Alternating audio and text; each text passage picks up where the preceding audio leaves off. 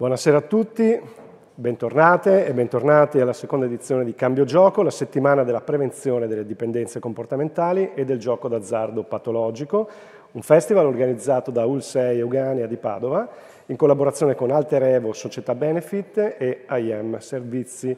Ringraziamo ancora una volta tutti gli enti che hanno concesso il patrocinio a questa iniziativa e i moltissimi partner e media partner che ci stanno sostenendo a vario titolo.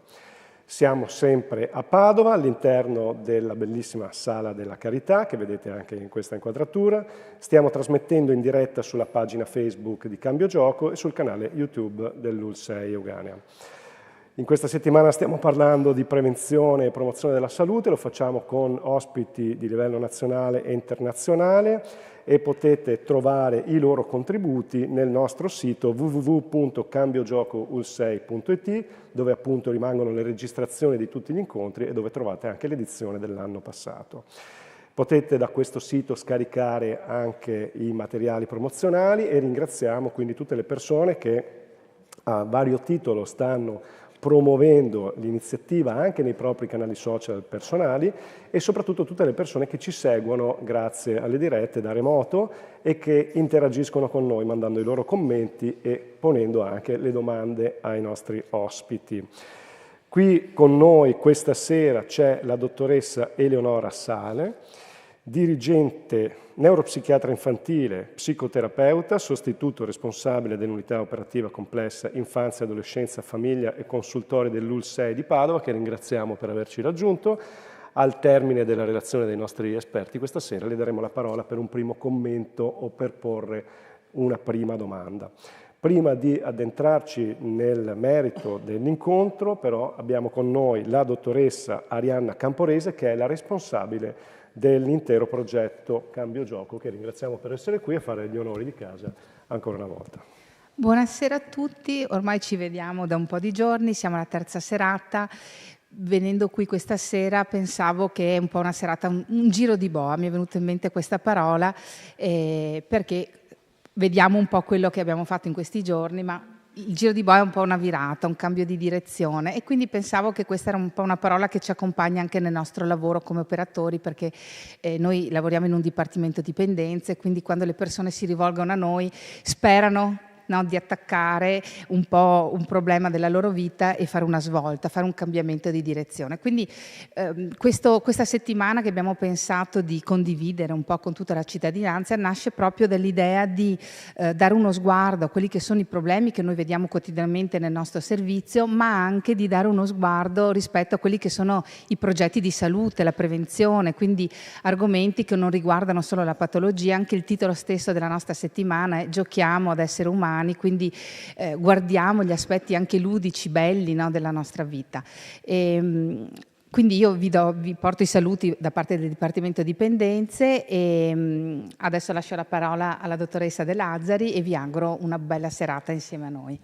Grazie dottoressa Camporese. Allora abbiamo anche la gradita presenza della dottoressa Franca De Lazzari, vicepresidente del Consiglio Comunale del Comune di Padova, che ringraziamo.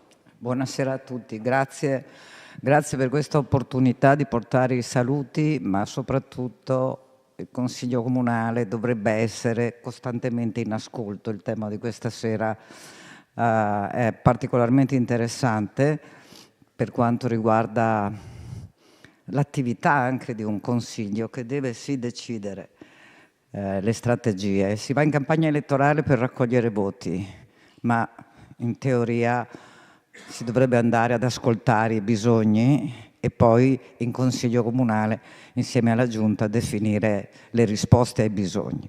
Quindi questa sera per me è un'occasione per dire grazie.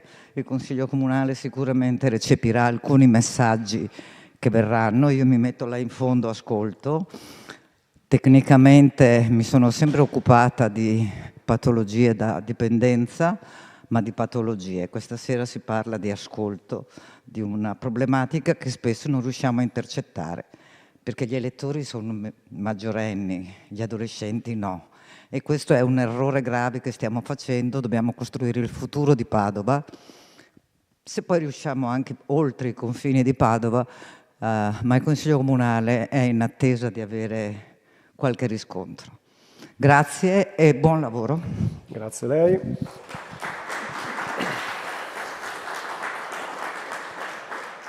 L'incontro di questa sera si intitola L'arte di ascoltare, appunto, una risposta alle esigenze profonde degli adolescenti. Per trattare questo tema abbiamo due ospiti di eccezione.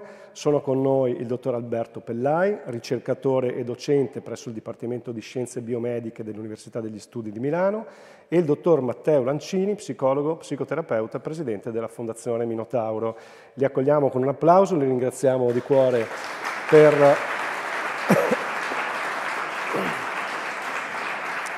Li ringraziamo di cuore per aver accettato il nostro invito a portare il loro prezioso contributo al Festival Cambio Gioco.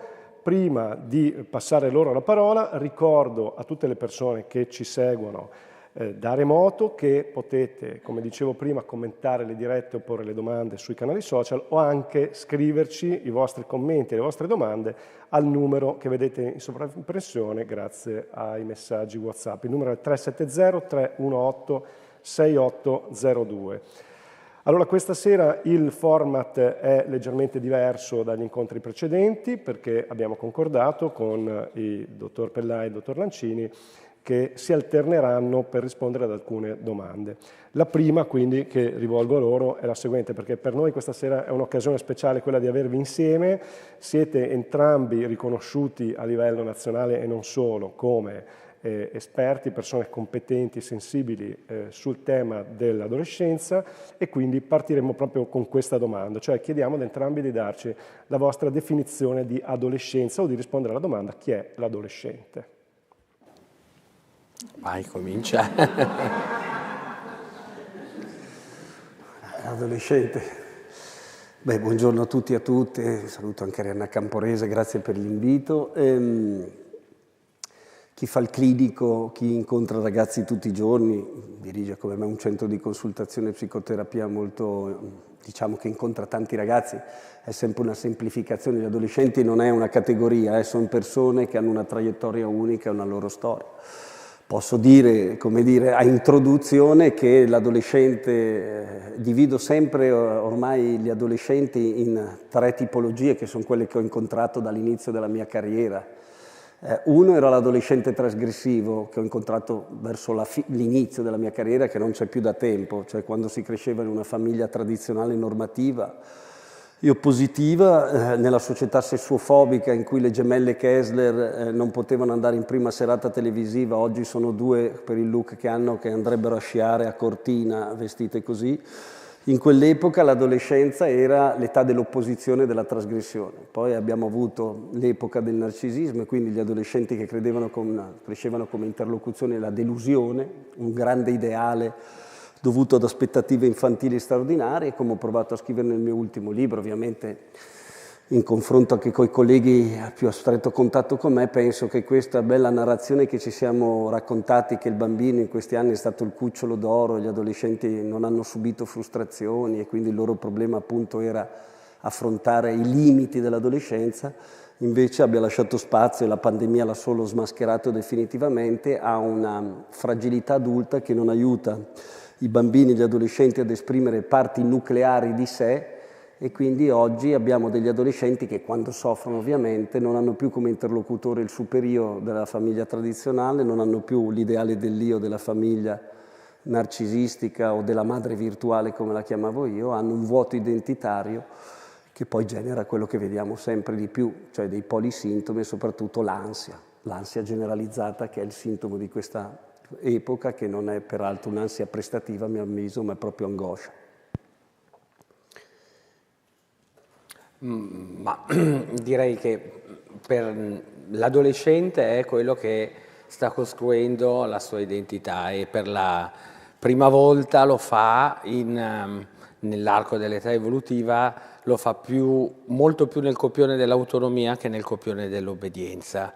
Quindi ogni giorno dovrebbe essere un po' lo scultore che lavora di cesello e scalpello, e tra il milione di versioni di se stesso che può mettere in scena per prepararsi all'adultità, giorno dopo giorno va stabilizzandone uno, che è un po' anche una definizione che secondo me racconta cosa è l'adolescenza in termini di funzionamento mentale, cioè un tempo in cui il cervello in realtà pota via neuroni e mantiene soltanto quelli che vengono allenati ed esercitati nel quotidiano attraverso le relazioni e le esperienze che l'adolescente vive. Quindi è proprio quel tempo in cui, in base alle relazioni che vivi e alle esperienze che fai, e per la prima volta molte le scegli tu, non ti vengono date chiavi in mano dal mondo adulto, perché è proprio il tempo in cui tu abiti, ecco,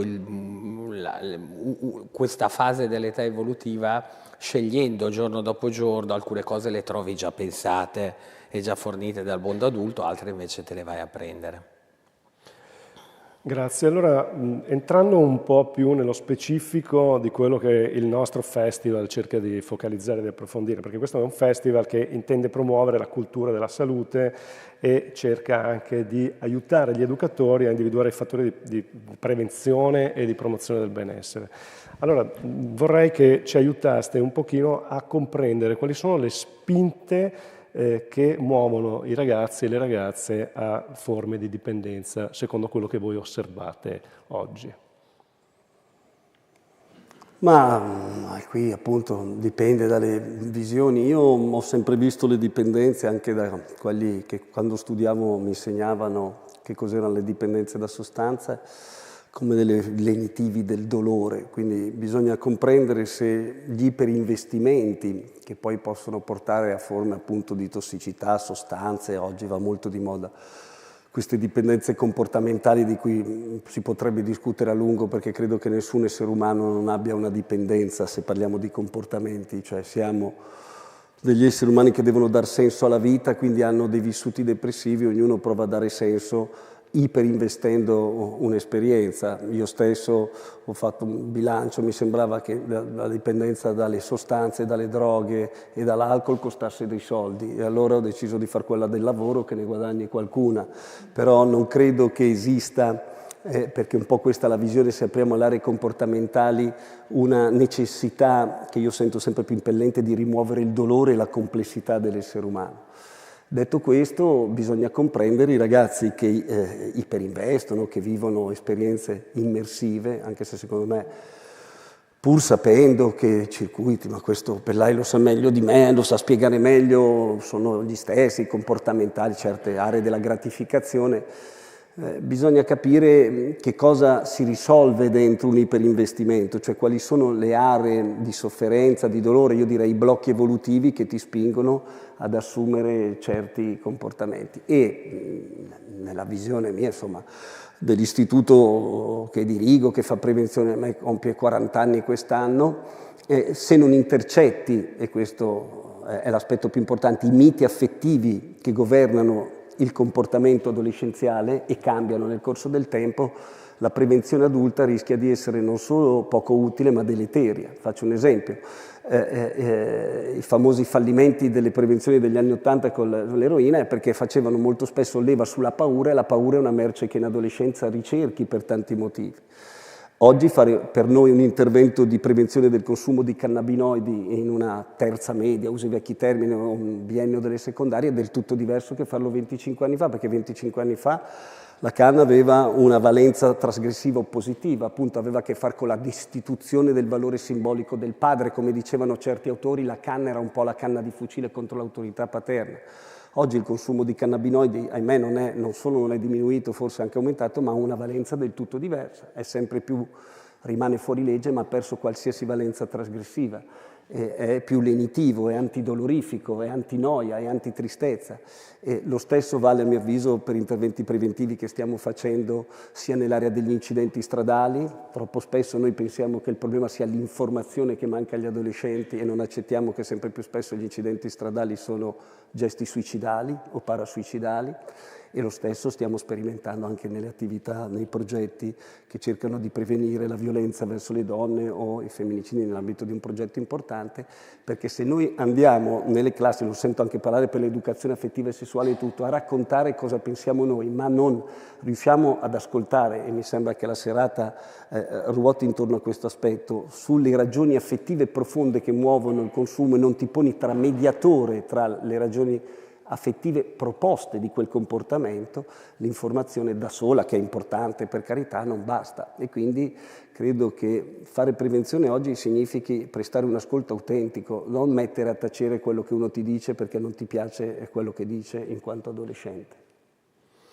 Sì, provo a entrare nel tema delle dipendenze comportamentali anche da un'altra porta. Secondo me una delle emergenze per cui in questo momento parliamo anche di dipendenze comportamentali come un vero e proprio problema di sanità pubblica è anche legato a uno stile di vita che nel tempo dell'età evolutiva ha portato chi cresce a transitare sempre di più dalle esperienze della vita reale all'esperienza della vita virtuale. Secondo me è proprio cruciale il cambiamento epocale che coinvolge l'età che precede l'adolescenza, che è la preadolescenza, cioè che tra i 10 e i 14 anni abbiamo un tempo in cui c'è un'incredibile potenza energetica, una grande vitalità emotiva che portava in generale i ragazzi e le ragazze a buttarsi fuori di casa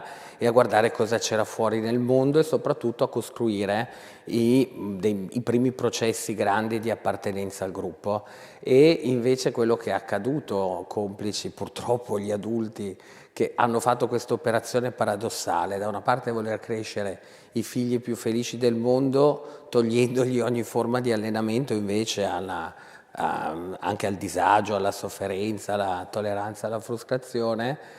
E l'altro aspetto è che sono i più grandi pusher, gli adulti stessi, di esperienze dopaminergiche nella vita di un figlio a partire da età precocissime, e l'intera architettura della vita online in cui i bambini e le bambine cominciano a muoversi a 9-10 anni è incredibilmente ingaggiante, i funzionamenti dopaminergici, e la dopamina è quel neuromediatore biochimico che da una parte ti chiede di continuare a frequentare il più possibile esperienze che ti danno gratificazione istantanea, ma più fai quella cosa lì, più ti demotiva a fare esperienze che invece richiedono più impegno e gratificazione ritardata. Quindi è come se tra i 10 e i 14 anni noi portassimo i nostri figli nella palestra sbagliata ad allenarsi per la vita e poi quando sono pronti a muoversi in autonomia rimangono davvero parecchio spiazzati da quello che la vita chiede a loro in quanto adolescenti, con di rimando perciò il fatto che quella zona resta una zona che li fa sentire comunque protetti e al sicuro, dove si sentono più autoefficaci rispetto a quello che accade invece nella vita fuori casa.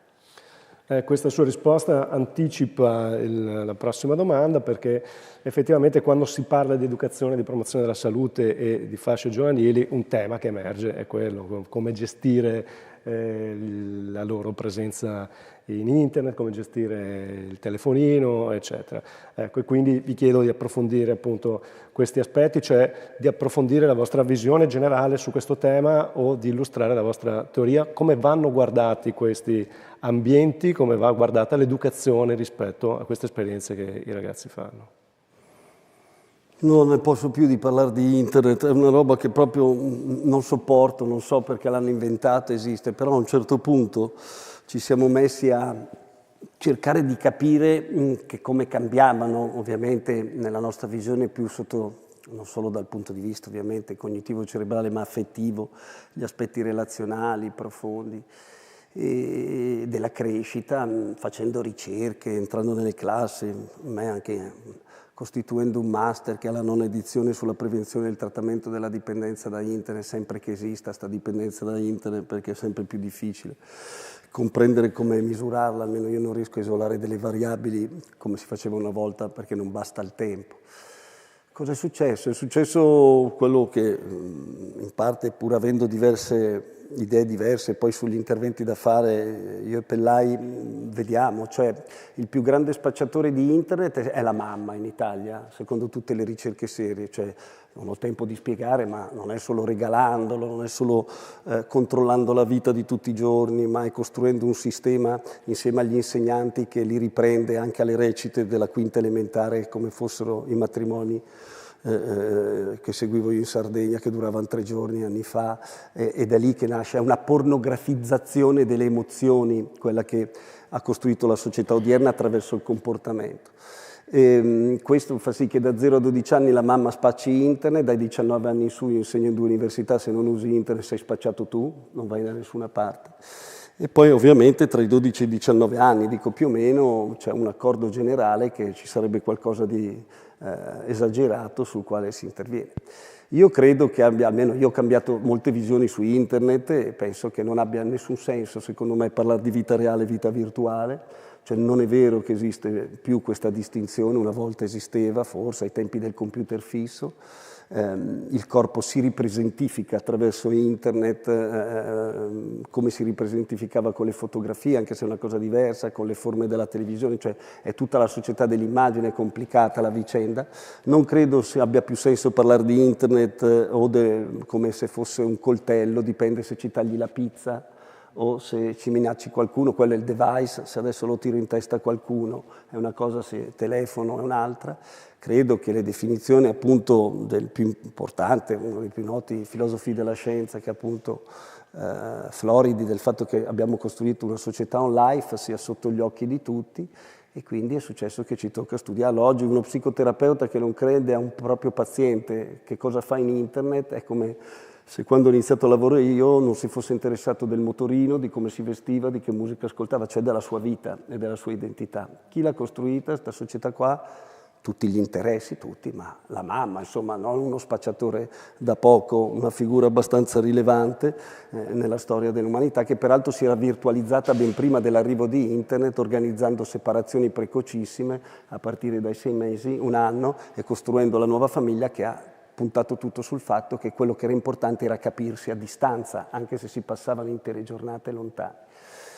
Questo è un po' quello su cui poi si deve ragionare, lavorare e poi su cui costruire, penso, delle alternative probabilmente a quella che è una vita che anch'io rimpiango, mai mi sarei immaginato, e termino, forse mi sono dilungato, ma pensate che io a 7 anni tornavo da solo da scuola, ai tardivi 8 anni, se a 9 anni ti veniva a prendere qualcuno fuori da scuola eri uno sfigato senza precedenti, l'unica indicazione era attento alla caramella drogata, che è il vero motivo per cui ho deciso di fare lo psicologo, anni di delusione, aspettando bustine fuori dalla scuola, mi hanno dato solo quelle della Panini, ho dovuto fare quelle dei calciatori, e a 11 anni mia madre mi ha guardato e mi ha detto: è arrivata l'adolescenza, esci e speriamo che tu torni, e non c'era neanche il cercapersone, detto telefonino, che consente ai genitori di controllare i figli durante i weekend anche se vanno in vacanza.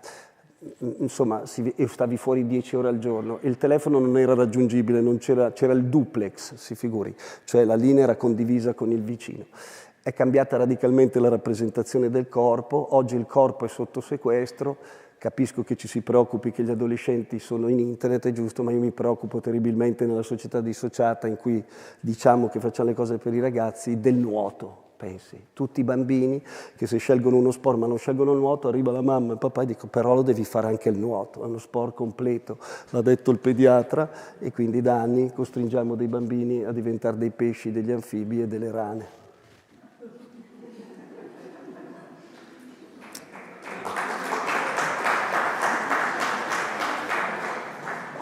Ma direi, usando la metafora natatoria, io credo che uno dei problemi davvero grandi oggi sia proprio la virtualizzazione della crescita, cioè dall'allattamento digitale all'accompagnamento del bambino alla scuola dell'infanzia e la separazione.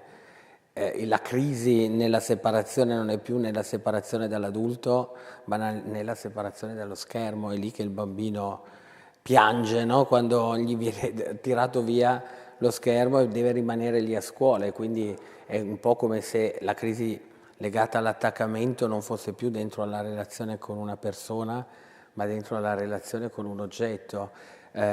Quello che sento io nella mia percezione del problema è che davvero facciamo nuotare i bambini fin da piccoli in un ambiente che non ha nessuna attenzione educativa e formativa e umana ai loro bisogni di crescita, cioè l'ambiente più disumanizzante ma anche l'ambiente meno tutelante i bisogni di crescita, ed è dappertutto, per cui dal momento in cui vai in un fast food e ti siedi avendo subito uno schermo da accendere, quello che accade è che si ingaggia proprio un modo di far funzionare la mente che si sposta sempre di più, e io su questo purtroppo, cioè, lo dicevo 10 anni fa, ma in questo momento la sanità pubblica guarda questa cosa qua come un problema proprio di crescita, di formazione, di salute in età evolutiva, cioè non si riesce neanche a lavorare sui propri compiti evolutivi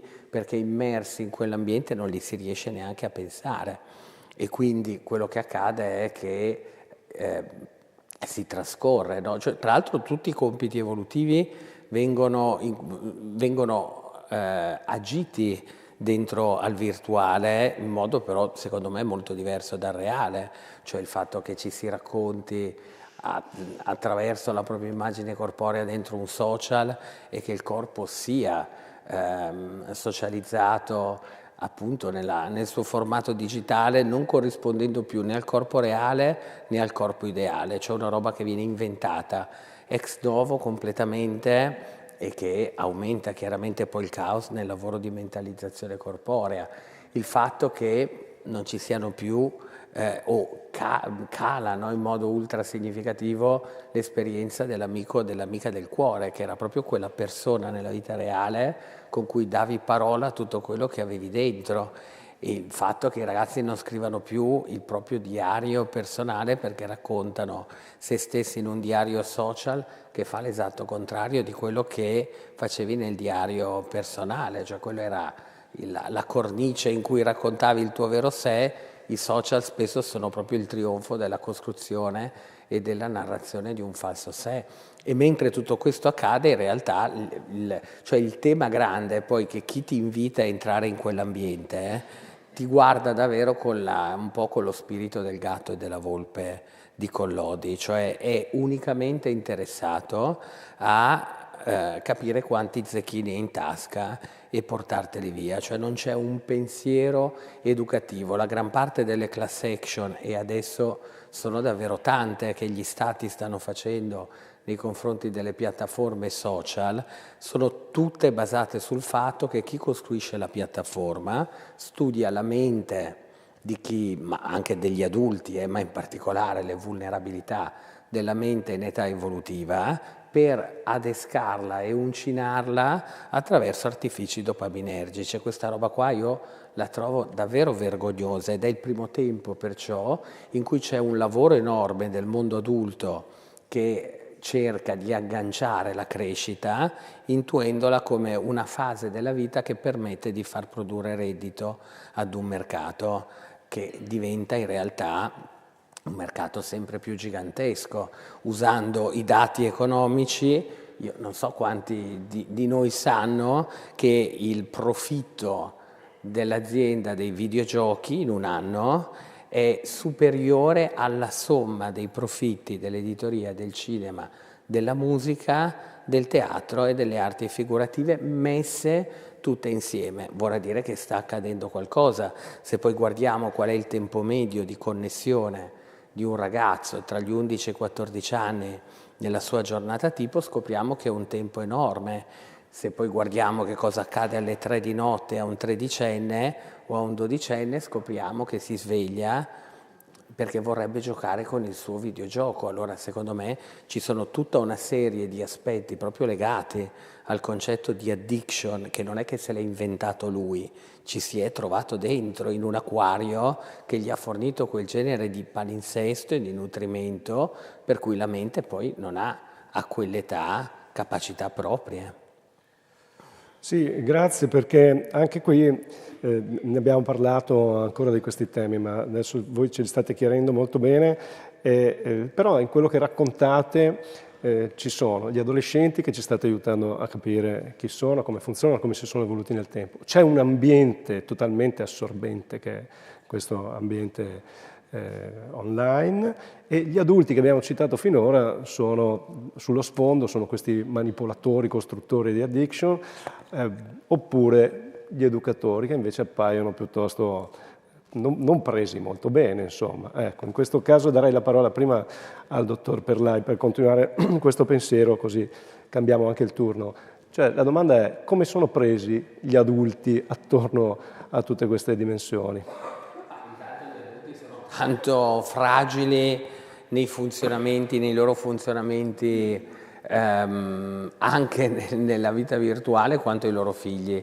Io credo che l'aspetto grande sia che gli adulti in questo momento non fanno squadra, cioè non hanno un'alleanza, non generano una mente adulta comune, sono profondamente isolati, e la mia percezione lavorando con le famiglie è che davvero dopo il Covid il livello di isolamento che le famiglie sperimentano si è incrementato in modo significativo e hanno questa idea che poi proteggere la crescita sia in realtà dover tutelare chi cresce da frustrazione, fatica, impegno, disagio, e non c'è direi una visione proattiva che restituisce anche al ragazzo che cade, che fa un errore, che fa giustamente gli errori che si fanno nel tempo della crescita. È un'età evolutiva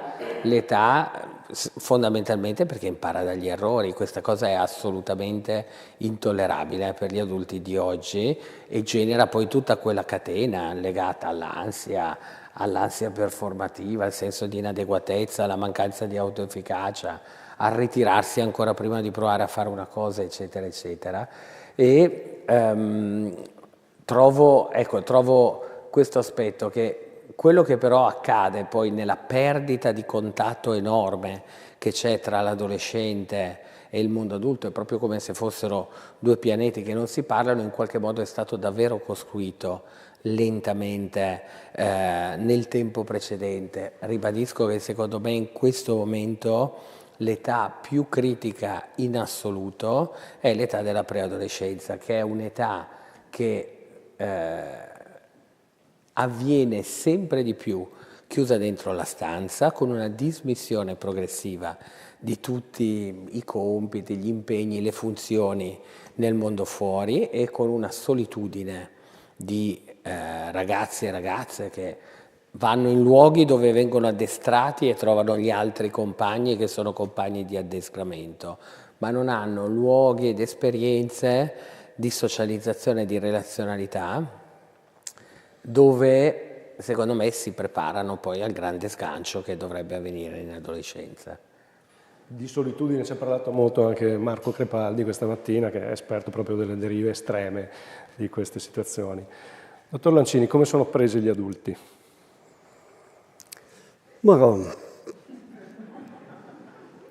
Sono presi, come finiamo per andarci sempre dentro, anche no, in questo incontro che sarebbe sull'ascoltare, e va a finire che parliamo di internet e della pandemia, è inevitabile.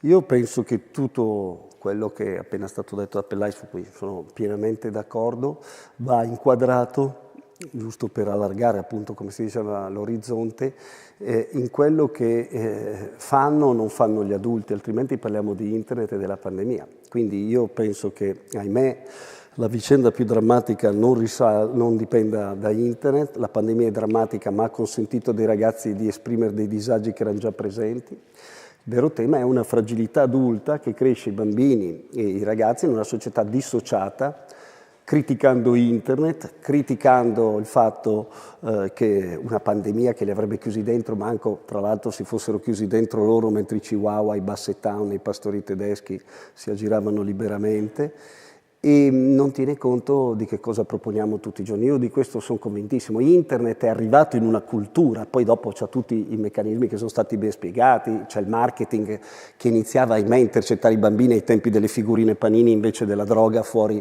da scuola ai 7 anni. Ma la verità è che non ascoltiamo. La famiglia oggi ascolta i figli molto di più di quanto fossi ascoltato io. Non vi dico mio padre, che mio nonno non sapeva neanche quanti figli aveva in casa. Il problema è che non siamo in grado, dentro una fragilità adulta, di ascoltare cosa hanno da dire, cioè le emozioni disturbanti, il dolore, la rabbia, la tristezza, e di questo dovremmo parlare, cosa fare in famiglia, altrimenti ci limitiamo a dire di spegnere il cellulare la mezz'ora a tavola e poi tutti a recuperare la vita social dopo. E poi li portiamo a vedere Inside Out, arriva, indovinate chi è il nuovo protagonista di Inside Out? L'ansia, ma va, ci voleva, quelli è il marketing, hanno capito bene ovviamente di che cosa sta succedendo a tutti quanti. Poi la scuola ha costruito un modello di immobilizzazione del corpo. Parliamo di questo, no? Cioè internet, non a caso Silvia Vegetti Finzi, internet non era ancora arrivato, disse prepariamoci ad educare le prime generazioni che cresceranno senza sbucciature sulle ginocchia. Oggi vengono date delle note a scuola ai bambini che se le avesse date la mia insegnante negli anni 70, la preside la prendeva, l'accompagnava all'uscita per l'orecchio e diceva cambi mestiere, i bambini si muove, sono tutti irrequieti. Ma se nelle mie scuole elementari il sangue scorreva copioso tutti i pomeriggi, ho fratturato più braccia io e a me di altri, nei cortili che ho frequentato io, altro che i videogiochi rendono violento, il sangue scorreva copioso, compreso in compagne che mandavo a casa tumefatte in un'epoca di vere e pari opportunità, in intere sessioni a palla a due fuochi e palla prigioniera, vuol dire naso rotto e dente fratturato, domani te lo faccio io, ti dicevano. Oggi se un preadolescente tira una pallonata a una compagna apriamo il TG1. La scuola alimenta competizione dal primo giorno di scuola, dando bollini rossi e verdi, poi vieni, oppure Smile con la corona, no, al 13° giorno, vieni convocato dopo 4 mesi dalla scuola che dice genitori, i vostri figli sono tutti competitivi, voi non li sapete dare le frustrazioni? Noi. Ma se stai costruendo un modello elettivo per cui gli apprendimenti non contano più, conta solo portare a casa la corona, noi facciamo passare la voglia di apprendere ai bambini al 13° giorno di scuola. Se vogliamo parlare di una scuola, e qui è stato bellissimo l'intervento della rappresentante del comune, lo dica forte, siccome i bambini non solo non votano, anche a scuola non votano, quindi la scuola è organizzata per 1.200.000 dipendenti e i genitori che vogliono i 5 e le bocciature dicendo che lo fanno per loro.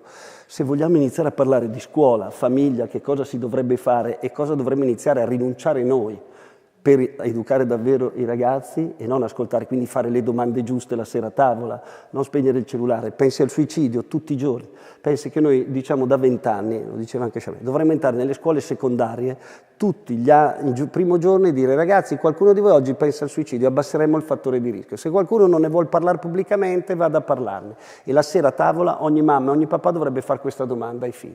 Sapete cosa ci siamo inventati pur di non farla? Che se glielo diciamo la sera a tavola la mamma dice hai pensato al suicidio? Lui dice no, non ci avevo pensato, grazie mamma che me l'hai fatto venire in mente, adesso vado di là e applico la materia. Ci sarebbero da fare delle cose. Il problema è che fare delle cose, e questo io sono convintissimo, agendo sulla nostra istituzione, sulla chiusura dei gruppi di WhatsApp dei genitori, incontrarsi tutti i giorni, rinunciare al registro elettronico, rinunciare ad accompagnarli in 2 a scuola fino all'università. Io insegno in Bicocca, la Bicocca da tempo ormai ha l'incontro per i genitori, già che venivano giustamente accompagnati. Non lo fa nessuno e quindi il rischio è proprio questo. che trasformiamo una complessità di crescita e un utilizzo che facciamo per molte comodità di questo smartphone, che sicuramente ha cambiato la vita insieme a internet, come modalità attraverso la quale dire quello è il problema. Certo che c'è il problema, ma il problema è le alternative, perché dire che le cose non vanno bene, l'ho capito da quando sono bambino nella vita, il problema è trovare delle alternative, quindi siamo pronti a costruire dei comitati che si occupano e che lasciano i bambini andare in giro, obbligare i genitori a lasciarli andare in giro a scuola da soli dai 9 anni in poi, se no siamo pronti a creare una scuola davvero organizzata intorno agli apprendimenti e non alle valutazioni, che oggi non gliene frega più niente a nessuno, una scuola che sa che oggi non conta più memorizzare nonostante siamo qui. E quindi queste scelte vanno a fianco a una. Il vero dramma per me è che siamo nel 2024, lo posso dire senza offesa, dopo Cristo, e non stiamo facendo fare l'esame di maturità ai nostri studenti online. Con cosa lo faranno? Con il chinino, la pennina, la stilografica, dicendo che lo facciamo per loro. Non facciamo prove open internet, non ci interessiamo a cosa vuol dire farli sentire che al di là che gli disboschiamo il pianeta, gli plastifichiamo i mari, ce ne freghiamo del futuro, tanto non votano, almeno interessarci a che futuro professionale avranno, come si costruisce oggi. No, niente, da nessuna parte. E quindi su questo io credo che, ahimè, sì, avremo un problema drammatico, che è quello che ho scoperto in questi anni, ogni volta che lo dico mi viene la pelle d'oca. I ragazzi non sono solo in internet, soprattutto dall'adolescenza in poi, vanno in internet a ridurre, anzi a lenire le sensazioni di solitudine che sperimentano ogni giorno in famiglia e a scuola, con gli adulti. È terribile sentirsi da soli insieme agli altri, meglio andare in internet. Ecco, entriamo invece proprio nel tema dell'ascolto, perché è il titolo del nostro incontro. E, parlando con le molte persone che questa sera sono qui per imparare qualcosa, come si ascoltano i ragazzi? Parto io? Sì, sì. Ma, di sicuro, intanto io differenzierei l'età, perché c'è proprio un tempo che è tra i 14 e i 19 anni dove i ragazzi, se sono stati ascoltati bene, non hanno bisogno tanto di essere ascoltati dagli adulti e si ascoltano fra di loro, cioè hanno il loro gruppo di appartenenza, che è un luogo all'interno che contiene proprio, che è il contenitore del loro bisogno di ascolto. Quindi l'ideale sarebbe proprio, cioè l'immagine è quella di un 13enne o un 14enne che torna a casa da scuola e che va poi a casa del suo amico, alla sua amica che viene a casa sua, alla panchina all'interno della sua città, dove va e sta lì 1 ora, 2 ore e parlano. Ecco, questo è quello che dovrebbe accadere, però perché questo accada, secondo me, c'è un allenamento che deve essere stato fatto, cioè io devo avere la competenza della parola, sia della parola ascoltata, sia della parola utilizzata, cioè con cui io comunico. Cioè il fatto che adesso ci siano tanti adolescenti che si tagliano perché hanno dentro qualcosa di grosso, pesante, doloroso, e l'unico modo che hanno per tirarlo fuori, ti raccontano, è che quando si tagliano vedono qualcosa che esce, questa cosa riduce tantissimo la pressione che sentono dentro. Ma se tu chiedi che cosa, cioè perché questa modalità? Perché c'è qualcosa che dovrei tirare fuori, ma non ho le parole per dirlo, e oltre a non avere le parole non ho il contenitore relazionale che è disposto a stare lì ad ascoltare quello che ho da dire. Quindi secondo me c'è tutto un lavoro che avviene prima, che parte davvero, io credo che in questo momento un lavoro importantissimo sia da fare nella fascia 0-3, cioè con i neogenitori che rigenerino all'interno del primo tempo di crescita della vita di un bambino un ambiente dove l'attaccamento è qualche cosa che viene pensato e messo a disposizione attraverso una relazione in cui l'adulto sa cosa vuol dire proporsi come base sicura. Partendo da lì tutto il resto poi diventa qualche cosa che accade. L'altro aspetto è che perché ci sia il valore e il potere della parola nel tempo della crescita di bambini e bambine, ragazzi e ragazze, l'esperienza della parola deve essere un'esperienza che li accompagna all'interno della loro vita familiare, della loro vita scolastica e della loro vita extrascolastica. Se il modello di crescita è cuffia sempre sulle orecchie, che non è ascoltare, è avere uno stimolo che fa da colonna sonora ad altre 5 attività contemporanee, che anche questo credo che abbia differenziato tantissimo. Io probabilmente do anche l'idea di essere molto vintage, ma se io penso a quanto importante è stato per tutta la generazione degli adolescenti stare sdraiati sul letto ad ascoltare i testi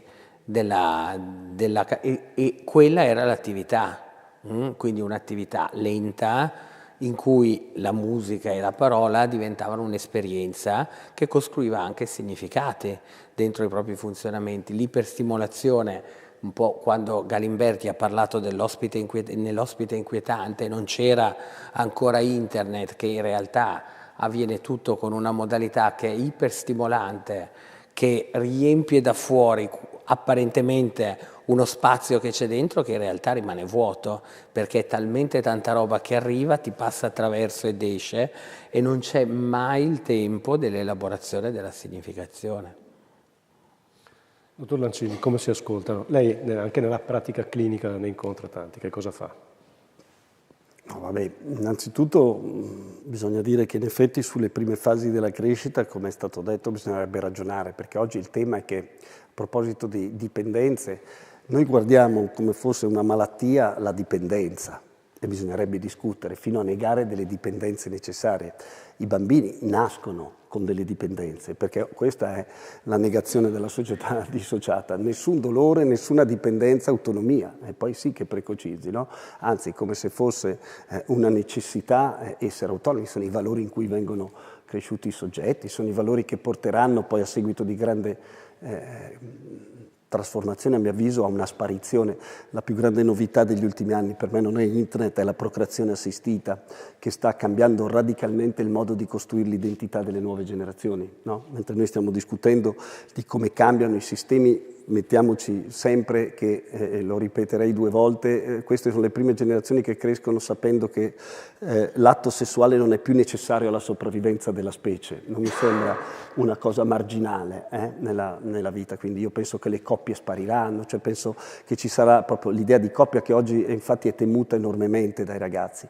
Non parlerei tanto di quello che facciamo noi, devo dire che andando avanti così dovrei essere contento. Io mi metto le mani nei capelli, non tanto per l'aumento di richieste, che già è un segnale drammatico, ma per il fatto, lo dico sempre, che anche recentemente, faccio un esempio, incontro un giovane adulto di 22 anni, bravissimo, finito la scuola, sta per laurearsi in una laurea difficilissima, tutti ha sempre l'ansia, e come dicevo, no? Secondo me non è più l'ansia prestativa, l'ansia, e tu gli dici alla seconda seduta: ma dov'è che non hai avuto l'ansia? Da quando sono qui da lei 2 volte qua. E io mi guardo, mi metto le mani nei capelli, perché fino a qualche anno fa ci impiegavo 6 mesi, 1 anno, io e i colleghi, a costruire un'alleanza con un giovane adulto intelligente che ti studiava. Basta oggi ascoltare.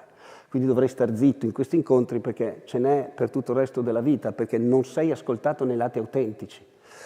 Quindi, fermo restando che dipende dall'età, posso dire che con gli adolescenti, una volta che si sia deciso che internet è entrato nella vita, poi ognuno scelga l'età che vuole, le domande da fare la sera a tavola sono queste, non è un problema di ascolto, è fare le domande giuste. Le domande prime 3 ogni sera.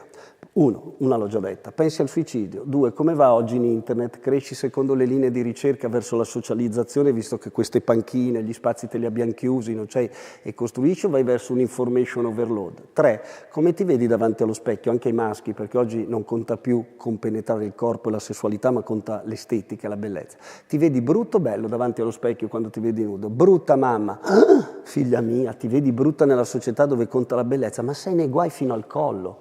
Non dirle: ah, la principessa, che bella che sei la principessa di casa, va bene mamma, vado in internet. Poi li troveremo su un gruppo pro ANA, un gruppo pro suicidio, in internet a risolvere i problemi, e quando li troveremo col suicidio e il capocollo diremo anche che è un gioco che è finito male perché non volevano, sempre colpa di internet. Intanto tutti i tentativi, ma io li potrei elencare, li cito anche nel libro. C'è stato recentemente, provo a dare gli esempi di cosa intendo con una fragilità adulta in cui ci sono coinvolto in pieno come padre, quindi come spiego nel libro non è una questione di accusare qualcuno su quale famiglia, è di assunzione di responsabilità. Quando si è suicidata una ragazza allo Yulm a Milano, una giovane adulta, classica, tante frasi potrei riportare di cosa vuol dire ascoltare, arriva il ragazzo che te lo racconta in seduta, sono tornato a casa e ho detto: avete visto papà e mamma che si è suicidata una ragazza allo Yulm, che è l'università di Milano, qualcuno forse lo ricorderà, avevano trovato una ragazza, se non avessi superato l'esame l'altro ieri facevo la stessa fine, dopo 10 centesimi di secondo risposta del padre, non dir cazzate, sei il solito pirla, dopo 1 secondo e mezzo risposta della madre, dai non dire cose che mi angosciano. Dov'è finito l'intento comunicativo di un giovane adulto? Finito, deve andare a trovare altre aree. Come si diceva prima, l'adolescenza, poi non parliamo della giovane età adulta, non è l'età in cui devi parlare ai genitori, però se hai un problema, se hai una questione, lo dovresti poter parlare. Io oggi credo che dovremmo andare tutti in un bel corso di alfabetizzazione emotiva degli adulti, mentre sento parlare solo di alfabetizzazione emotiva dei bambini e dei ragazzi. Manca completamente un tema legato al dolore, ai fallimenti, agli inciampi, ai bisogni di dipendenza, alle rabbie. Il ritirato sociale non può esprimere la rabbia, qualche volta l'ha fatto, magari ha dato una spinta a un compagno o se l'ha data a una compagna, un disastro, una tragedia. In nome dell'educazione dobbiamo stare molto attenti, per questo lo ribadisco, io credo che oggi non sia più l'epoca dei no che aiutano a crescere, dei limiti, dei paletti. Questa visione che ahimè sento ancora è che il bambino è stato un cucciolo d'oro, cresciuto alla grande, quindi ci deve pensare la scuola, dargli le mazzate in modo che lo abituerà alla vita, fatte di bocciature, voti e limiti che aiutano a crescere, insomma lo sa tutti, non c'è bisogno di fare il mio mestiere per sapere che è chiaro che l'adulto deve arginare. Oggi abbiamo un problema più importante, far esprimere degli aspetti nucleari, identitari di soggetto, che se no arrivano in adolescenza e nella giovane età adulta e se ti va bene hanno un'ansia generalizzata, che è presto detta, non hai più l'interlocutore inimmaginabile per noi clinici, almeno per il mio gruppo di lavoro, il nostro gruppo, immaginarsi di rimpiangere l'ideale, il grande sé che crollava con l'arrivo del piccolo sé dell'adolescenza. Oggi è un vuoto identitario, a cui sommi un'assenza di prospettive future che, ripeto, non è solo nel pianeta, diventeranno più poveri, guerre, una pandemia in cui li abbiamo messi davanti a internet perché ci serviva anche con la faccia e poi tornati a scuola abbiamo iniziato a discutere che il problema era che erano stati troppo davanti a internet. Ma tutti i giorni non incontrano adulti che li pensano sufficientemente, che fanno questa domanda: ma tu chi sei? Fammi capire. Sono tutti impegnati a dire che cosa stanno facendo per lui. Quindi io credo che, almeno su questo lavorerò nei prossimi anni, bisogna lavorare moltissimo con gli adulti, sempre meno nelle classi. Ha sempre meno senso andare nelle classi a dire ai ragazzini: tu non fare il cyberbullo, perché se vedi una rissa non devi riprenderla, lo fa tua madre, la cyberbulla tutti i giorni con i gruppi di WhatsApp prevaricando gli altri, tutte le sere in televisione che sono veri episodi di cyberbullismo, e quindi va a finire che noi stiamo chiamando bullismo a scuola quello che non è e non chiamiamo bullismo e cyberbullismo quello che tutti i giorni proponiamo. Oggi c'è necessità di aiutare gli adulti a fare un lavoro di ascolto delle emozioni e soprattutto di capacità di fare le domande giuste. Se fai la domanda giusta può essere che un adolescente, può essere che non è detto che te lo dica, altro che mi dica quali sono i segnali per intercettare il disagio, te lo dico io. Fai le domande giuste, è pronta? No, più facile sequestrare il cellulare a tavola e mangiare mezz'oretta la pasta asciutta assieme. No, bisogna iniziare a fare delle cose che ci mettano in difficoltà se siamo davvero identificati con le nuove generazioni. Grazie. Rispetto agli adulti, ancora una volta, ci sono però delle esperienze che cominciano a muoversi rispetto a quello che loro possono fare anche comunicando, assumendosi delle responsabilità. Allora, ne abbiamo parlato anche questo pomeriggio. Vorremmo un vostro commento rispetto a occasioni come quelle della costruzione delle reti educative, dei patti di corresponsabilità, cioè dove gli adulti cercano di prendere un'iniziativa responsabile e condivisa. Ecco, sappiamo... Esatto, no, ma io l'ho anche scritto qui, sappiamo che avete opinioni differenti, però vorremmo che citaste delle esperienze concrete che avete avuto o degli studi. Direi questo, no? Che se noi abbiamo come sfida grande in questo momento permettere a chi cresce davvero di immergersi nel suo nucleo identitario, saperlo riconoscere, saperci lavorare intorno e saperlo far emergere, portarlo poi dentro alla vita, imparando perciò a pensarsi, a diventare pensiero pensante e costruendo un'identità che è poi funzionale al proprio progetto di vita, cioè diventare chi si vuole essere. È davvero fondamentale che però ci sia lo spazio, il tempo e le relazioni in cui poter fare quella cosa lì. Cioè quando Matteo dice tenere spento il cellulare a tavola e mangiare mezz'oretta, ecco, non è una roba, un artificio. Cioè molto della famiglia avviene lì dentro, quello è lo spazio all'interno del quale si possono fare le domande, e perché ci possa essere il tempo, il modo e la cornice in cui fare le domande, poter lavorare su tutti quei processi che sono fondamentali, bisogna aver avuto un pensiero forte su chi c'è a tavola in termini di persone e di tecnologie. Se questo pensiero non lo fai, le tecnologie sono già lì, esattamente come c'era lo schermo della televisione 30 anni fa, e la quantità di sguardi, parole dette, parole ascoltate, contatti corporei, comunicazione del corpo e comunicazione verbale si riduce in modo drastico, e se riduci quella cosa lì è come se riducessi proprio il nutrimento che serve a lavorare intorno al nucleo identitario. Ora, la riflessione sui patti digitali di comunità, secondo me è una riflessione importantissima oggi, ma non secondo me. Cioè la sanità pubblica vede questa cosa come un aspetto cruciale di svolta, perché è come se per la prima volta le persone dal basso prendessero consapevolezza di qualcosa che l'esosistema ha messo dentro alle nostre vite, lo ha reso agente senza nessun genere di pensiero di accompagnamento.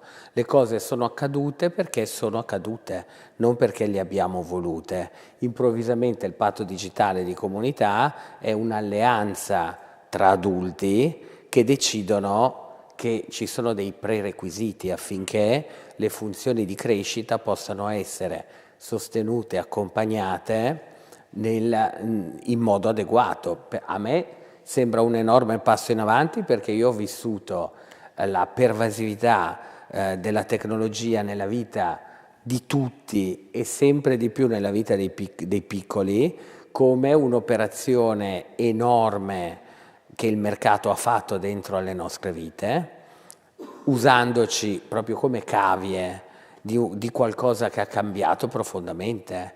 Cioè mai come negli ultimi 20 anni è cambiata la vita degli adulti, è cambiata la vita di chi cresce, e secondo me adesso che facciamo queste considerazioni è come se producessimo un pensiero che rimette in prospettiva.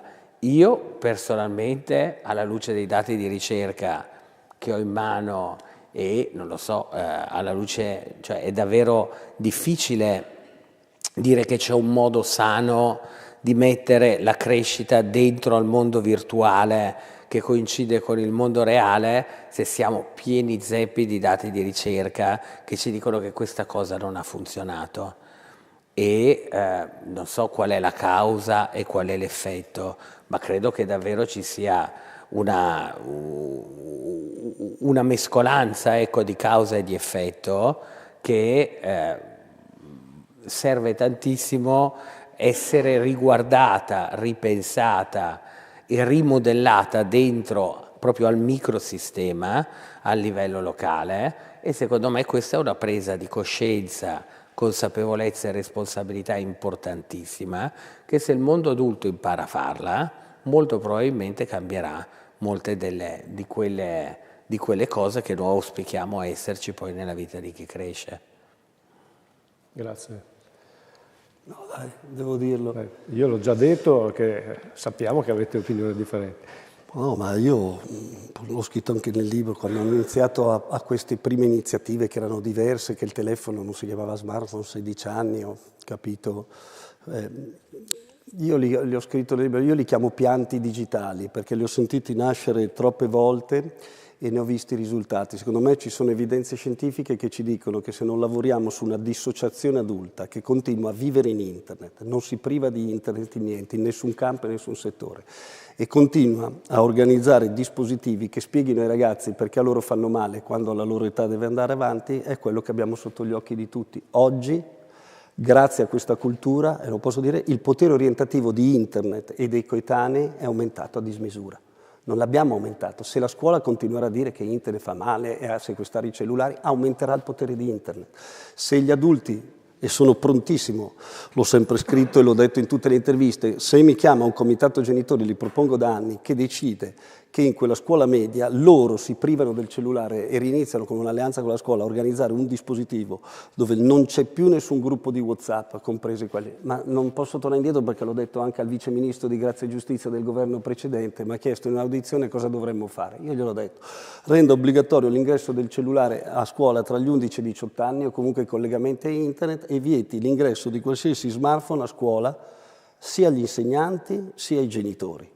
E quindi se i patti di comunità che qualcuno intende mettere in atto riguardano la privazione degli adulti, il togliersi qualcosa a noi in funzione di quello che in questo momento noi continuiamo a produrre, cioè i ragazzi, fermo restando tutto il sistema cognitivo, il funzionamento del cervello, sono degli esseri umani che crescono, come dire, all'interno di un contesto che è cambiato e ogni minuto, ogni secondo stanno vedendo che cosa accade intorno a loro e hanno visto diventare ricchi, famosi, popolari, se volete andiamo avanti, avere un governo durante la pandemia da un profilo Facebook in cui il consulente era uscito secondo dal Grande Fratello, ma posso dirla di un'altra parte. Oggi anche se lasci qualcuno e sei un personaggio politico, non Chiara Ferragni e cosa, lo dici prima a internet e poi al tuo fidanzato o alla fidanzata. Chiunque vive in questa dimensione, questo mondo non lo stiamo contrastando, fermo restando che sono d'accordissimo che c'è un marketing potentissimo e via.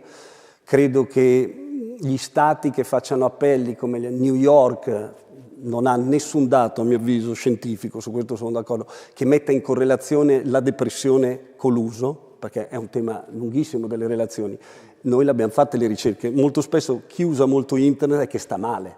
Non è internet averlo fatto stare male, ma questa è una discussione enorme, dopodiché capisco. Su questo il General Surgeon degli Stati Uniti pubblica un report che si chiama Social Media and Youth Mental Health. Ecco, mi sembrano dati, è la figura più autorevole nell'area della sanità pubblica, cioè noi abbiamo voglia di dire ricerche, le ricerche sono quella roba lì. Ti chiedo se hanno isolato le altre variabili, perché lo Stato sono di New tutte, York... ma io credo che... Per favore, dai, lo Stato di New York adesso... allora... No, ti dico, prende appelli e dice che il problema degli adolescenti, per motivi politici, come oggi TikTok lo dicono tutti, è dovuto... Sono stati male perché sono sempre in internet, non perché abbiamo due presidenti... Scusa, lo dico io, degli Stati Uniti che hanno 90 anni, non ci sono politiche verso di loro. Cioè non c'è un interesse verso i giovani. Allora, o facciamo delle ricerche serie che testimoniano che davvero sia in grado di dire che il problema dei ragazzi è che si sono depressi e hanno la dipendenza ai videogiochi perché quelli li hanno rovinati, però devi isolare talmente tante altre variabili di dove crescono che credimi anche queste ricerche non le riescono a isolare. Però il concetto è, io non so cosa tu classifichi come serietà della ricerca, ma è chiaro che se c'è un report per il governo federale del ministero che è della figura che è equivalente all'Istituto Superiore di Sanità, ecco, presumo che lì dentro questa cosa ci sia. Quello che ha fatto Jean Twenge è una serie di ricerche, perché ormai durano da 6 anni, che a me sembrano serie. Sulle corti americane, ma certo, comunque lo sai meglio di me, fai ricerca più da quando sono io, le ricerche vanno dove vogliono trovare, è inutile che diciamo. Anche su L'Istituto Superiore di Sanità io faccio abbiamo fatto anche, ricerche, anche le ricerche trovano quello che tra correlazione e relazione bisogna vedere, sul fatto che internet, mi permetto solo di dire questo, poi ognuno la pensi come vuole, che internet venga isolato come il consumo dei ragazzi che ha rovinato la vita senza tener conto di cosa è cambiato nel frattempo nella società, della procreazione assistita, dell'intelligenza artificiale, della società che si disbosca il pianeta, della comunicazione mass mediatica, non isolano i cartoni animati dai 3 ai 5 anni che gli fanno vedere certi genitori, è un tema molto complesso, comunque io lo capisco. Converrà sempre andare in quella direzione. Comunque tutte le ricerche ci sono, io vedo che il potere orientativo di internet e dei coetanei aumenta e non perché i genitori non tolgono il cellulare, per me perché lo usano troppo loro e lo usiamo troppo noi adulti, quindi basterebbe iniziare a spegnerlo nelle nostre attività. Ma noi non possiamo, siamo in questa società. Ho capito, ma è il modello di identificazione importante, ammetterai, come modello. Quindi questi patti si trovano e dicono: noi non diamo il cellulare, che non so a che età, come ai miei tempi, quando il motorino sì, motorino no, dipende da chi. E poi, ti chiedo questo, dicono: quindi noi ci troviamo a scuola, non usiamo più i gruppi di WhatsApp o no? No, non lo fa mai nessuno. Non esiste un comitato dei genitori che si riunisca in una scuola. Io sono pronto a dire che io rinuncio a qualcosa. Quando vedrò questa rinuncia, perché implica prendersi carico, non si può andare avanti, a mio avviso, a continuare a dire che il problema è regalare il cellulare, ma diamoglielo a 16 anni e intanto infilargli un Nokia di nascosto in tasca perché non riusciamo a sopravvivere se intanto non li teniamo sotto controllo. Perdiamo credibilità. Non ho niente da dire.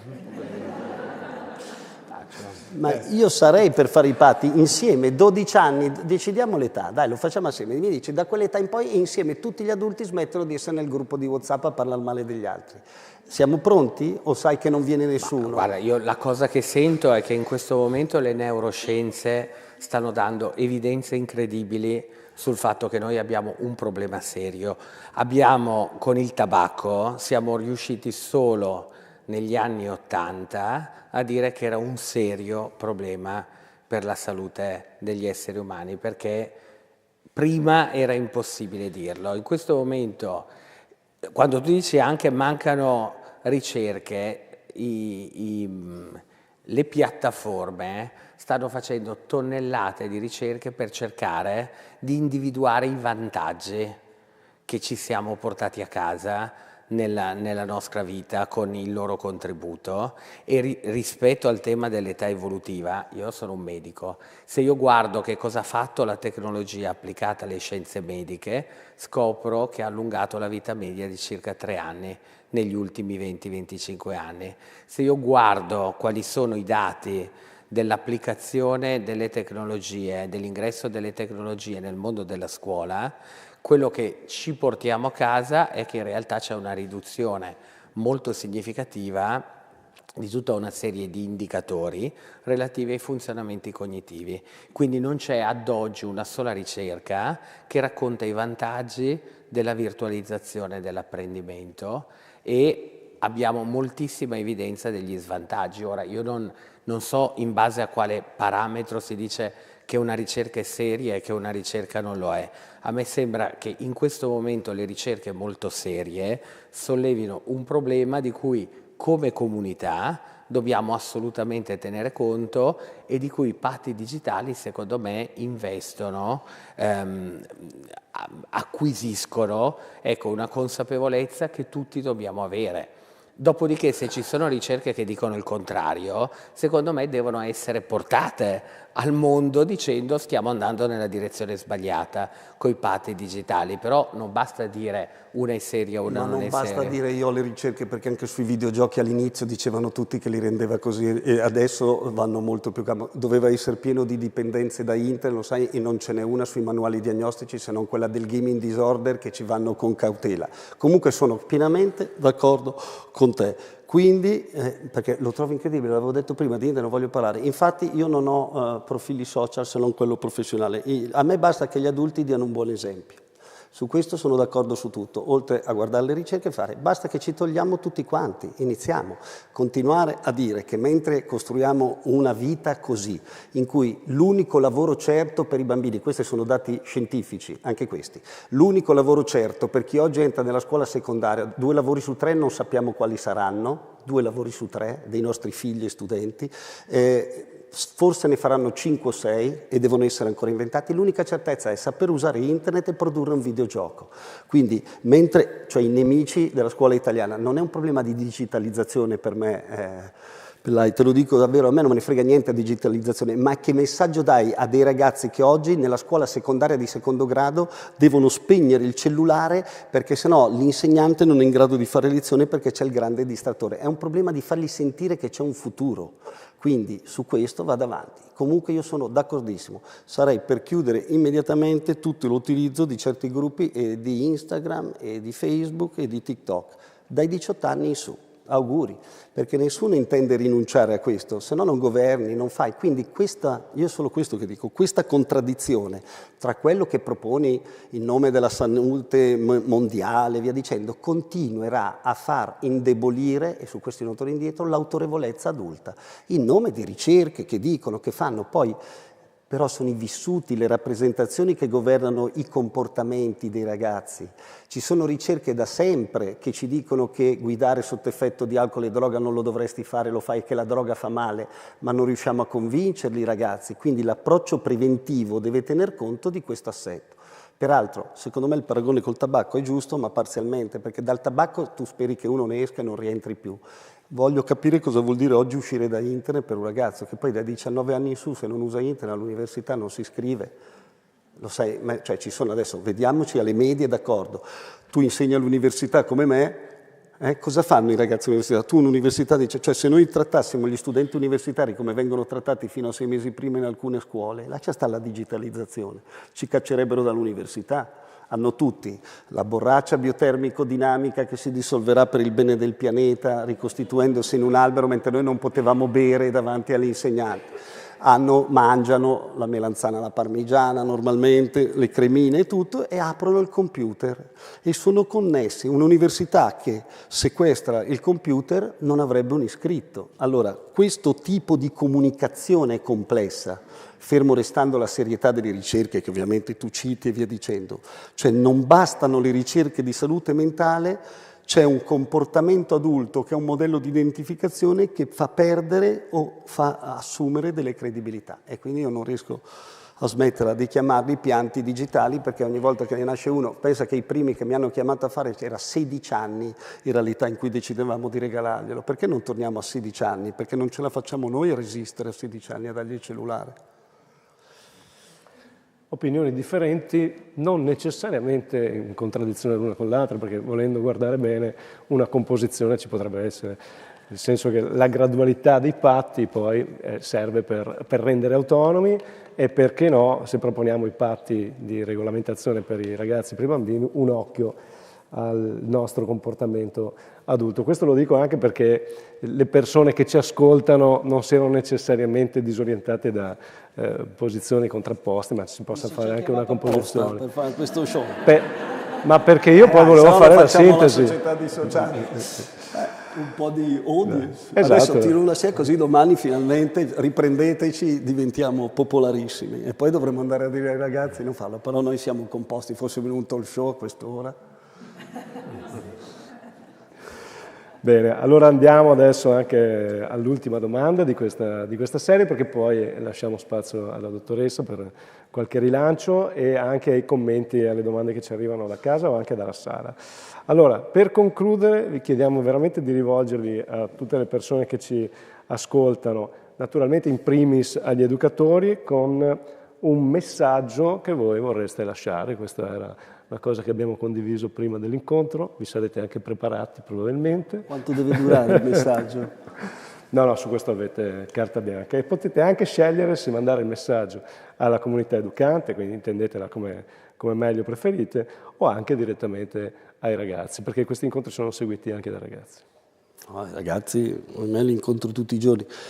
E anche gli adulti. Io posso dire solo questo, io credo che il compito principale oggi dell'adulto sia mettere in atto, contrastare questa modalità di chiedere ai figli e studenti di crescere essendo se stessi a modo nostro, e quindi sovraintendendogli la mente, dicendo che educazione, limiti, paletti che non lasciano esprimere dei nuclei identitari, che il compito più difficile di un adulto nella società post-narcisistica sia quello di fare questa domanda: chi sei?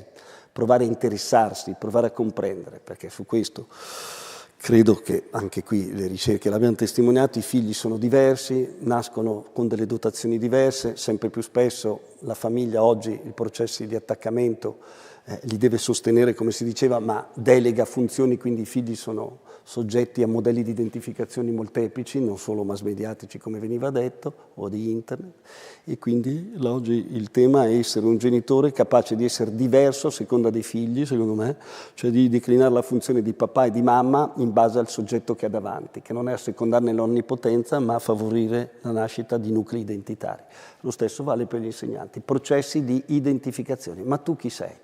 non parlare sempre di noi, cosa è giusto, cosa è fatto, senza riuscire a far mettere in voce questo aspetto che i figli, mi sembra che su questo siamo tutti d'accordo, si fanno per essere messi al mondo, e quindi devi anche goderti la crescita e anche qualche tristezza di un soggetto diverso da te, e che a scuola quelli che ai miei tempi si chiamavano bisogni educativi normali oggi si chiamano bisogni educativi speciali, ma ogni bambino ha un bisogno educativo speciale e quindi reagirà a suo modo, il che non vuol dire che gli si fa fare quello che vuole, ma non possiamo pensare che in nome di una nostra necessità gli sovraintendiamo la mente dicendo che lo stiamo educando, normando per il bene collettivo, e non gli facciamo esprimere dei nuclei identitari. Se no, ahimè, avremo un aumento di quello che vediamo. Polisintomatologie, ansia generalizzata, forme sempre di più di ritiro sociale, e se tra denatalità e ritiro scolastico e sociale non ci sarà più nessuna scuola, a quel punto ci toccherà sequestrare i cellulari e dare 3,2 a dei banchi, che non è bello, perché la scuola è il luogo migliore dove crescere, soprattutto in adolescenza.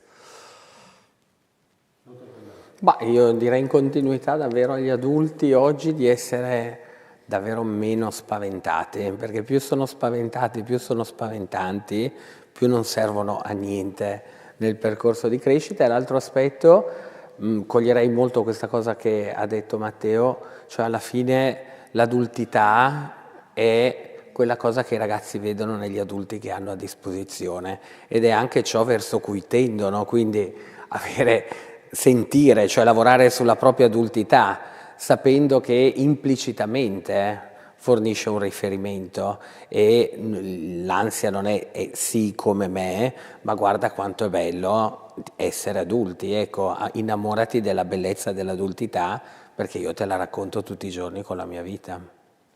Su questo siete d'accordo? Molto bene. Grazie.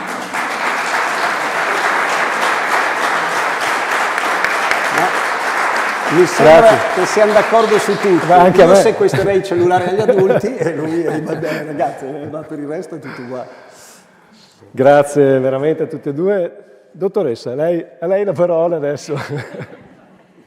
Allora, intanto grazie davvero per questi interventi, per il ritmo e la vivacità intellettuale che ci avete dato.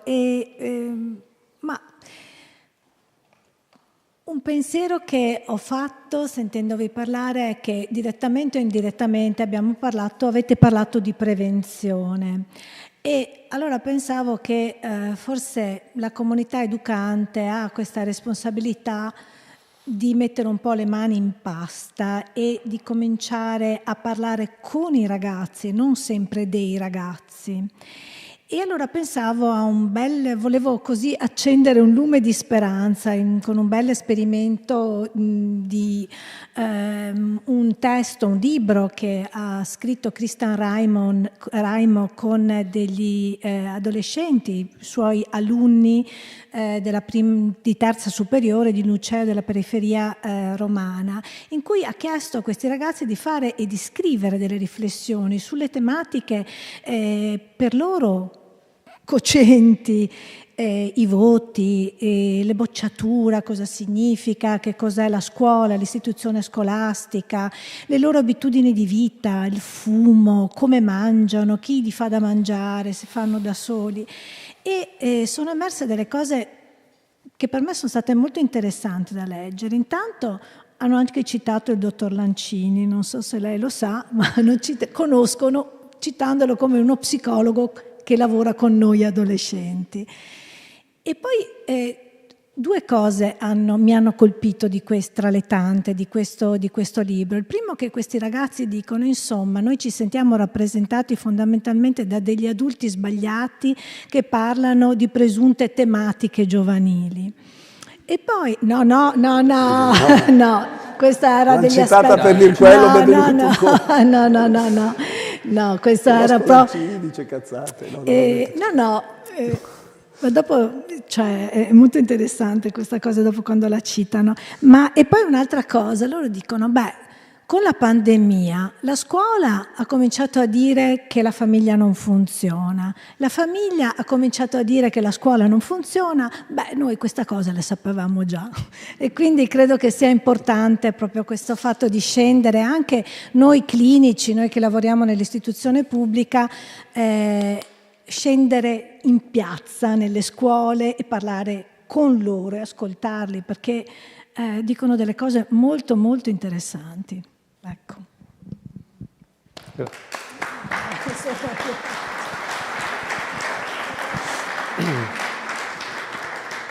Grazie dottoressa, perché a proposito di ascolto, portare la voce dei ragazzi è un bel contributo. Allora io invece porto la voce di tutte le persone che sono collegate, che sono oltre 400 dalle varie piattaforme. Allora, ci teniamo a dare voce a queste persone che partecipano, ringraziano, grazie, è sempre un piacere ascoltare e partecipare a questo evento. Da parte di Ippolita, Emanuela scrive grazie, interessanti argomenti di riflessione, e Sergia dice grandi dottori Lancini e Pellai. Barbara, grazie ai relatori, ascoltare Lancini costringe a fare i conti con le proprie responsabilità, ascoltare Pellai apre a una speranza. Quindi le sintesi le fanno anche i nostri ascoltatori. Maria Teresa ma scusate, mi pare siate sulla stessa linea, l'esempio genitoriale è importante, quindi impariamo noi e insegniamo ai nostri ragazzi a vivere 30-45 minuti senza il cellulare per guardarci e parlare. Gabriella, grazie di averci offerto un dibattito vero e civile in cui sono emerse visioni diverse, una doppia ricchezza per tutti, quindi oltre ai contenuti anche i modi. Monica ha una domanda per il dottor Lancini, quando ha parlato delle mamme, puntini, puntini, povere mamme, e i padri dove sono? Scomparsi, li stanno cercando tutti da 50, 60, 70 anni, quando è la crisi del 80, sotto i tavoli, nei miti del passato, nessuno sa dov'è. E siamo solo all'inizio. Pensi che c'è una crisi del maschile senza precedenti, quando ne inizieremo a parlare sarà troppo tardi. Mi sono permesso di dirlo anche in giornate in cui sono stato chiamato apposta a parlare di questo, nelle giornate nazionali per l'eliminazione della violenza delle donne. Noi ci siamo occupati della trasformazione dell'identità femminile prima per tanti motivi. E poi l'ondata di vicende drammatiche spinge a mettere insieme maschilismo, patriarcato, dimenticando una crisi dell'autorità paterna. Qui a proposito, in effetti, bisognerebbe ragionare meglio. Io credo che in questo momento bisognerebbe ragionare moltissimo sulla funzione paterna, non so dire del padre, ma ho scritto un capitoletto nel libro in cui provo a dire qualche cosa. Certamente io credo che questo cambiamento, l'area su cui vedremo più cambiamenti, e lo vediamo ogni giorno, è nell'idea della costruzione della coppia da parte dei ragazzi. Oggi non c'è nessun vantaggio a fare una coppia. E un padre che funzioni deve svolgere nella società odierna, in questo momento? Che ruolo ha una società? Siamo nell'epoca degli ovociti congelati, della procreazione assistita, al di là dei conflitti, no? Ideologici o sulle idee anche deontologici su questi aspetti, che determinerà delle trasformazioni, secondo me, straordinarie sul modo di intendere la relazione con l'altro, l'ho detto prima. E questo è uno dei temi, secondo me, da mettere al centro dell'attenzione negli interventi di prevenzione della violenza di genere. Lo stiamo facendo. Identità, costruzione e fine della relazione di coppia. Questo, secondo me, è la nuova educazione affettiva e sessuale. Educazione non intesa come lezione, ma come attivazione del gruppo classe, che dice cose molto interessanti dal punto di vista della loro visione di che cosa significa in questo momento costruirsi un'identità con l'altro. Grazie dottor Pellai, anche a lei la domanda sui padri però. Credo che sia un'area effettivamente dove, non lo so, io su questo anch'io nel mio piccolo ho lavorato tanto in un consultorio con uomini che stavano per diventare padri e uomini che lo erano diventati negli ultimi 6 mesi e uomini che stavano ridiventando padri, e sento che c'è fortissimo il bisogno di generare una comunicazione all'interno della comunità degli uomini proprio sui temi del proprio mondo interiore, e dare parola esattamente, permettere a loro di parlare e di essere ascoltati, che è probabilmente il primo passo per appropriarsi poi a un'identità e un ruolo di genere maschile che non solo è funzionale ai bisogni di crescita di un figlio, ma è proprio funzionale ai propri bisogni personali, umani e di realizzazione di sé. Se permettiamo agli uomini di smetterla di parlare solo di calcio e politica e di cominciare a parlare di affetti, intimità, amore, probabilmente abbiamo anche la chiave principale di accesso alla prevenzione della violenza di genere. Tiziana ci dice: investire nel tempo formativo dei genitori con figli 0-3 forse può davvero aiutare le famiglie per il periodo di crescita e anche per le fasi successive. Ecco, l'avete citato prima e questa è una sottolineatura. E poi abbiamo Maria, che Maria dice: sembrava un'intervista delle Iene, ma fantastici entrambi, punti di vista complementari, non antitetici, quindi non è arrivata l'antitesi. E Rosella ci scrive: grazie di cuore davvero perché questi preziosi e sentiti interventi ci danno conforto nella relazione con i nostri adolescenti. Ecco, abbiamo già detto che stanno arrivando ancora molti commenti, non li leggiamo tutti perché sono veramente moltissimi, però invito anche le persone in sala, se vogliono, a raggiungerci o alzare la mano, poi noi rilanciamo la domanda se ne avete. C'è, perché avevamo visto un po' di movimento. Prego, arriva il microfono.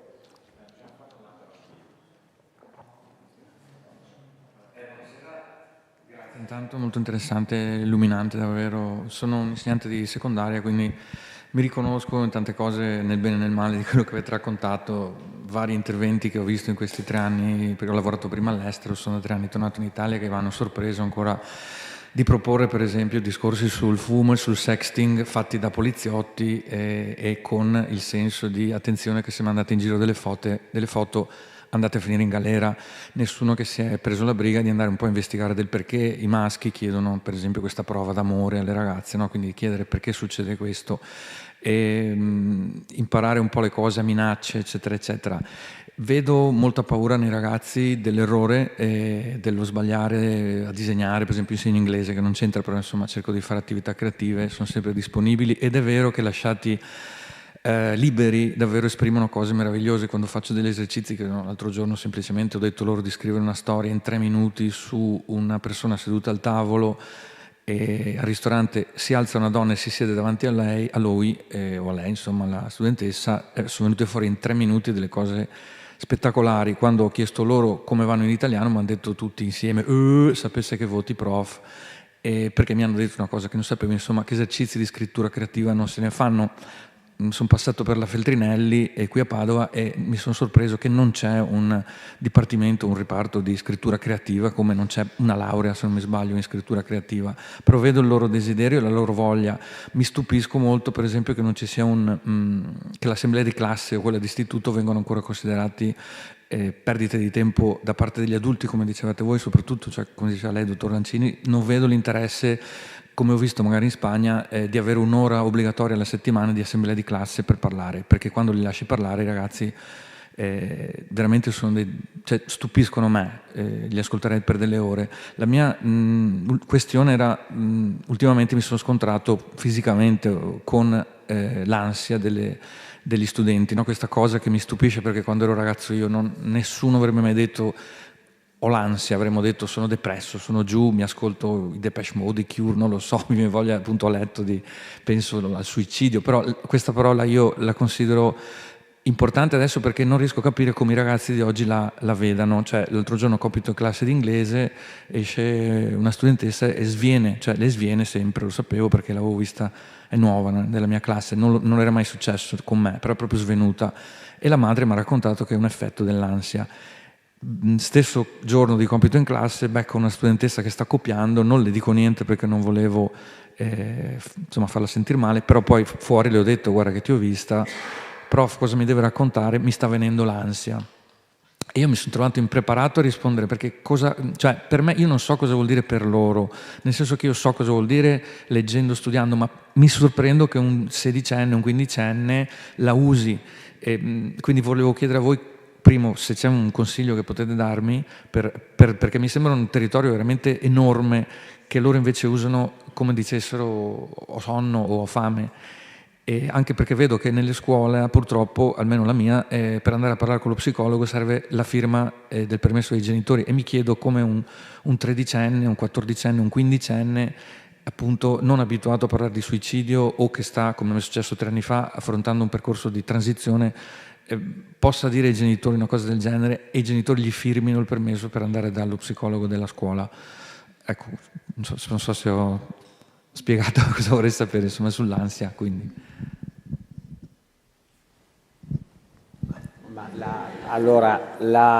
Intanto l'aspetto del consultare lo psicologo a scuola non deve esserci l'autorizzazione sulla singola consulenza.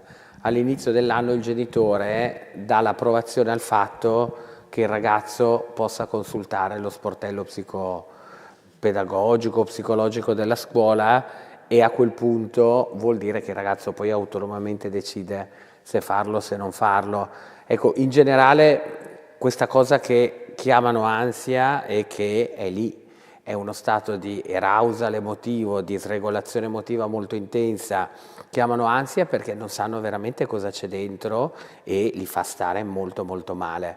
È probabilmente legato al fatto che non hanno mai imparato a maneggiare poi tutto ciò che è perturbante dentro i loro funzionamenti emotivi, e quindi sono oggettivamente molto sguarniti da questo punto di vista, e quindi quella poi è una cosa, cioè quando il sintomo è a quei livelli è chiaramente un sintomo su cui bisogna, non basta l'intervento educativo, bisogna fare un intervento clinico. È verissimo che qualsiasi, cioè io credo che c'è uno scarso allenamento, ecco, nel loro percorso di crescita, per cui sono probabilmente molto abituati alle emozioni positive, ma sono davvero un po' analfabeti rispetto alle emozioni negative, che in adolescenza, se è il tempo dell'autonomia, non possono non esserci. Dovrebbe essere un tempo in cui imparano a maneggiarle, e oggettivamente questa è un tempo della vita in cui questa cosa compare in modo intenso, e se non sai come chiamarla, come significarla, come attraversarla, come gestirla e come elaborarla, l'unica cosa che sai dire: sto male, mi fa stare male, ho l'ansia, e a quel punto poi nel lavoro clinico tutti questi aspetti verranno ripresi in considerazione, piano piano gestiti, ecco, dentro la relazione col terapeuta. Penso che, posso solo aggiungere che quello che dicevo prima, che credo che il tema è che non sappiano non gestirla, ma non abbiano potuto esprimerla a partire da una fragilità adulta che sin dalla più tenera età chiede di crescere, come dire, facendo sentire gli adulti adeguati. Guardi, uno dei temi più incredibili è che questi ragazzi hanno l'ansia, e glielo dico a partire da un dispositivo come il nostro che ritiene i genitori i principali coterapeuti. Voglio essere chiaro, io nella mia vita mi identifico forse altrettanto, se non di più, col dolore delle mamme e dei papà. Lavoriamo con il contesto, li consideriamo i principali coterapeuti nel modello di presa in carico al Minotauro. Quindi non è, spero sia chiaro, la voce per me almeno di uno psicoterapeuta sedotto dagli adolescenti, perché ritengo appunto che senza i genitori e la scuola non si possa prendere in carico un adolescente, forse solo perché ho scoperto che i giovani, i ragazzi vogliono essere amati per quello che sono dal papà, dalla mamma, dall'insegnante, non da Lancini o dai servizi di neuropsichiatria.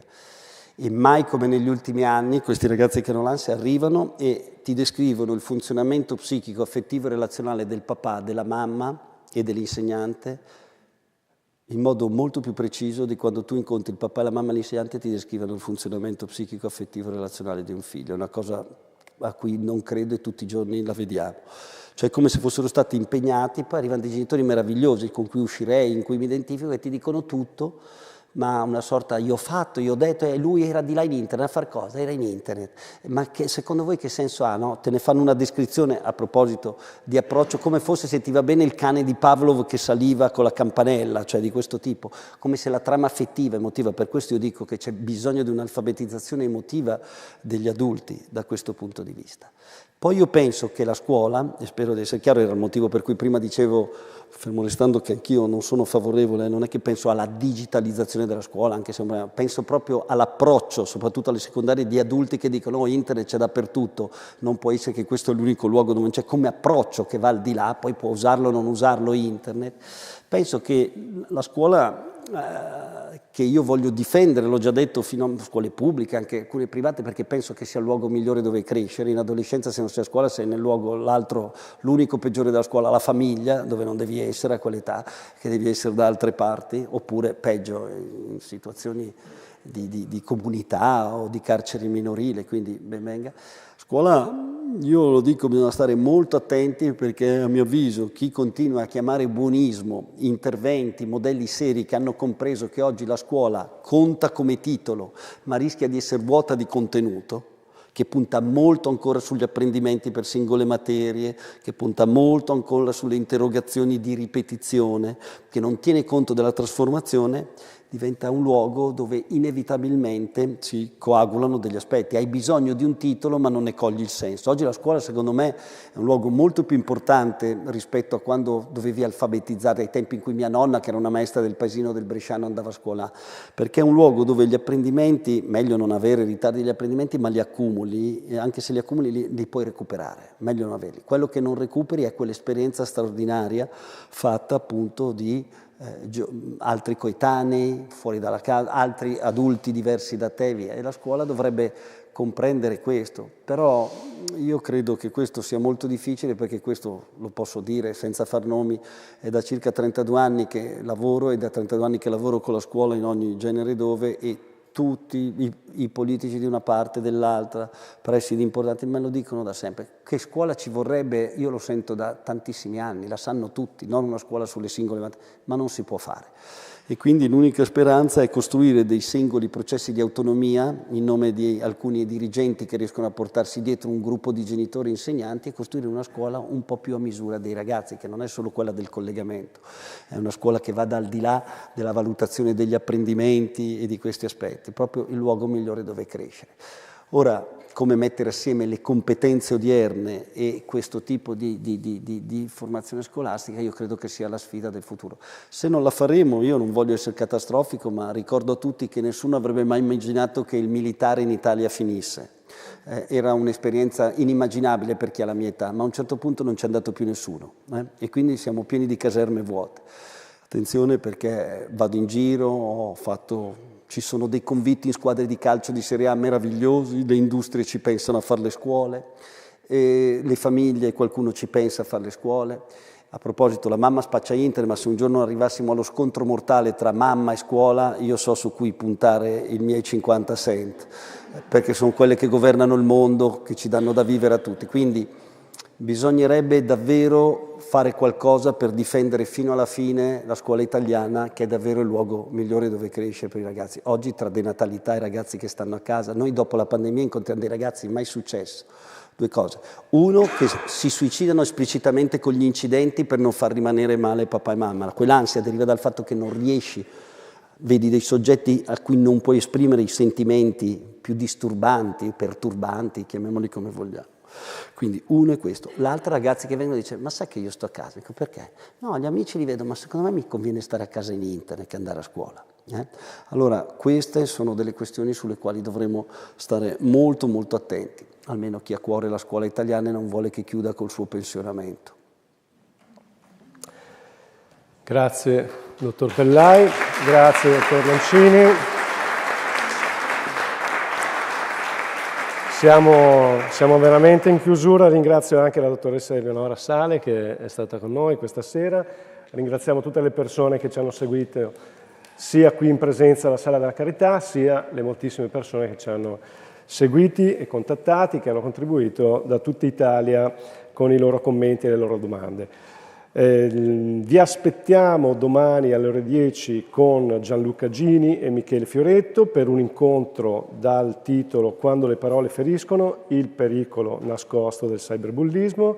Poi saremo in diretta dalla Sala dei Giganti al Palazzo Liviano alle 17:30 con l'intervento dal titolo La vita non è un gioco, i comportamenti economici e il loro impatto sul futuro con Sergio Sorgi, e poi sempre dalla Sala dei Giganti alle 20:30 sarà con noi Umberto Galimberti per un incontro dal titolo La condizione giovanile nell'età del nichilismo. Vi ricordo che potete trovare tutti gli appuntamenti sul sito www.cambiogiocol6.it, dove resta traccia anche delle videoregistrazioni, sia quelle di quest'anno che dell'anno scorso, quindi vi invitiamo a consultare il sito e continuare a rimanere collegati con noi per il Festival Cambio Gioco 2024. Grazie ancora, dottor Lancini, dottor Pellai, e buonanotte a tutti.